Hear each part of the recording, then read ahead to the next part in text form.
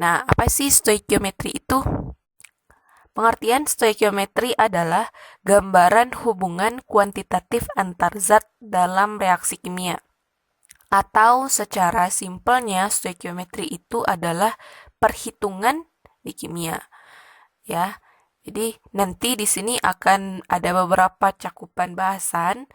Yang pertama ada massa atom relatif atau AR, massa molekul relatif atau MR, kemudian rumus kimia, konsep mol, konsentrasi zat, dan pereaksi pembatas.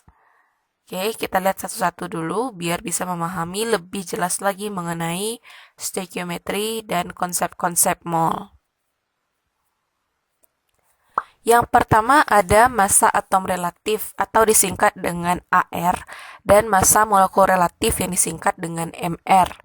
Nah, kalau massa atom relatif berarti untuk atom ya, satu-satu jenis atom, sedangkan massa molekul relatif berarti untuk molekul. Ya, seperti yang tadi kalau O saja berarti dia atom oksigen. Kalau dia ada O2 berarti dia molekul itu namanya. Kita juga udah pernah belajar tentang massa atom ketika struktur atom ya, ketika pembelajaran kimia di awal, di mana massa atom itu adalah jumlah proton dan neutron. Nah, sebenarnya di mana sih dapatnya jumlah proton dan neutron ini atau massa atom ini? Nah, kalau kita lihat lagi nih, untuk satu atom itu sendiri, dia sangat kecil sekali ukurannya. Dan jika kita menggunakan satuan yang biasa kita gunakan seperti kilogram, gram, bahkan miligram sekalipun, dia masih sangat kecil. Jadi kalau misalnya kita tuliskan ukurannya itu bisa kali 10 pangkat minus 20 sekian gitu ya. Nah, jadi karena sangat kecil ini, dan nanti juga ukurannya bakalan kurang sesuai, maka dibuatlah suatu satuan yang lebih dekat mendekati gitu ya, yang disebut dengan satuan massa atom atau disingkat dengan SMA. Dalam bahasa Inggris ini disingkat AMU yang kepanjangannya Atomic Mass Unit. Nah, apa sih satu satuan massa atom itu? Jadi dia merupakan satu satuan ya, di mana 1 SMA itu nilainya sama dengan 1/12 dari massa atom karbon 12. Karbon 12 ini maksudnya atom karbon yang nomor massanya 12. Jika kita ingin menghitung massa atom relatif, di mana massa atom relatif ini maksudnya massa atom rata-rata, karena kakak bilang tadi ada beberapa isotop juga ya. Nah, maka kita bisa bandingkan massa atom itu dengan massa 1/12 dari massa atom karbon 12. Nah, oh ya, massa atom karbon 12 itu sebenarnya nilainya bisa diketahui di soal nanti ya. Namun kurang lebih nilainya segini nih, 2 kali 10 pangkat min 23 gram. Nah, tuh kecil banget nggak tuh? Jadi kalau kita mau cari massa atom relatif jika dibandingkan dengan massa atom karbon 12, itu bisa ditulis rumusannya seperti ini. AR dari suatu atom, misalnya atomnya X, adalah massa satu atom X dibandingkan dengan 1/12 dari massa atom karbon 12. Jika massa satu atom karbon 12 adalah 1,99 kali 10 pangkat 26 kg dan massa satu atom X adalah 6,63 kali 10 pangkat min 26 kg, maka berapakah massa atom relatif dari X? Ya, berarti di sini diketahui massa satu atom karbon 12. Berarti kita bandingkan dengan atom karbon 12 ini nanti ya. Dan diketahui massa 1 atom X 6,63 kali 10 pangkat min 26 kg. Kita pakai rumus yang tadi. AR dari X itu adalah perbandingan dari massa 1 atom X-nya dibandingkan dengan massa atom C12 tapi dibagi 12. 1/12-nya. Jadi, kalau kita masukin angka-angka yang udah diketahui ini, maka ARX itu sama dengan ini dia, massa satu atom X-nya 6,63 kali 10 pangkat min 26 kg dan massa satu atom karbon 12-nya 1,99 kali 10 pangkat min 26. Angkanya kurang enak ya, tapi nggak apa-apa. kita pakai kalkulator aja. 1/12 berarti boleh akan naikin 12-nya ke atas seperti ini ya. Jadi 12 kali 6,63 kali 10 pangkat min 26 per 1,99 kali 10 pangkat min 26 kg. Nah, bagian pembilang dan penyebutnya ada yang sama ini ya. Berarti boleh kita coret tinggal 1 dan satuannya juga boleh kakak coret tinggal 1. Maka hasil perhitungan ini dapatlah massa atom relatifnya 39,98. Satuannya adalah SMA. Nah, ini adalah cara pertama mendapatkan massa atom relatif. Ada cara lain untuk mendapatkan massa atom relatif berdasarkan kelimpahan isotop. Jadi kelimpahan isotop ini maksudnya isotop, mengerti kan ya?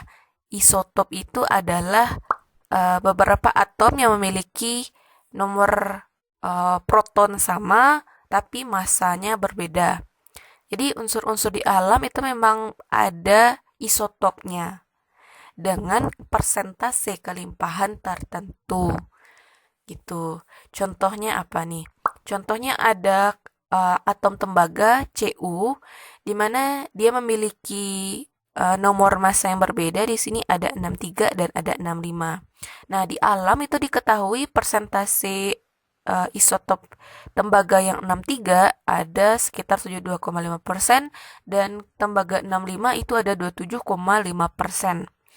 Jika kita ditanya AR dari Cu berapa berdasarkan ini, bukan berdasarkan massa satu atomnya, maka kita pakai rumus yang ini nih. Massa atom relatif dari X merupakan jumlah dari persentase kelimpahan masing-masing isotop dikalikan dengan nomor massanya. Nah, jadi karena di sini ada 2, berarti nanti persentase Cu63 dikali sama nomor massanya, di mana nomor massanya ini ya 63, dijumlahkan dengan persentase yang kedua dikali dengan nomor massanya 65. Kalau misalnya nanti kelimpahan isotopnya ada beberapa, karena isotop itu bukan hanya bisa jadi 3 buah atom yang ini ya, jadi isotop. Nah, kalau 3 boleh langsung dijumlahin aja. Ya, jadi kita langsung aja cari rata-ratanya. Nah, massa atom relatif X di sini maksudnya juga akan sama dengan massa rata-rata atom. Ya. Kita masukin angkanya. Yang pertama ada 72,5%, ya berarti per 100 dikali 63 yang pertama, yang kedua ada 7,5% dikali 65. Setelah dihitung-hitung nih, dapatlah massa atom relatifnya sekitar ini, 63,2. Oke, jadi cara mencari massa atom relatif itu bisa 2, tergantung dengan apa yang diketahui oleh soal. Bisa jadi dari massa satu atomnya, bisa jadi juga dari kelimpahan isotop. Kalau massa satu atom, berarti kita gunakan perbandingan antara massa itu dengan 1/12 dari massa atom karbon 12. Sedangkan kalau yang diketahui adalah kelimpahan isotop, berarti kita kalikan persentase kelimpahannya dengan nomor massanya. Gitu. Ya, jadi dapat AR-nya segini. Nah, sebenarnya kedua cara tadi itu udah dilakukan oleh para ahli ke semua unsur-unsur dalam tabel periodik unsur. Gini ya. Dengan data dan penelitian yang sudah dilakukan oleh para ahli tentunya. Sehingga di tabel periodik unsur itu sudah dicantumkan masing-masing massa atom relatif dari unsur-unsur itu. Jadi kalau pertanyaannya bukan berkaitan dengan kelimpahan isotop atau massa satu atom X-nya, maka kita boleh lihat tabel periodik unsur. Di mana di sini sudah dicantumkan massa atom masing-masingnya.